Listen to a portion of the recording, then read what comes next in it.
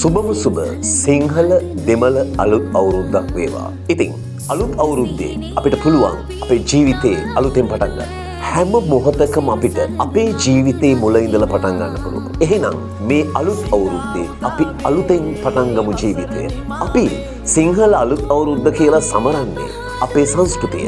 ඒ සංස්කෘතිය අපිට උරුම කළේ අපේ ඉතිහාසය. අපි අද ගත කරන ජීවිතය තමයි අනාගත දරුවන්ගේ ඉතිහාසය වෙන්නේ. අනාගත දරුවන්ගේ සංස්කෘතිය වෙන්නේ. එතකොට අපි ජීවිතේ අලුතෙන් පටන් ගත්තොත්, අපි අලුත් දේවල් සමාජයට දුන්නොත්, ඊර්ෂ්‍යාව, කුහකකම, රැවටීම මේ සියල්ල අතහැරලා අපි අලුතෙන් හිතන්න පටන් ගත්තොත් අපිට පුළුවන් අලුත් සංස්කෘතිය ගොඩනගන්න. එහෙනම් අපි ජීවිතේ අලුතෙන් පටන් ගමු.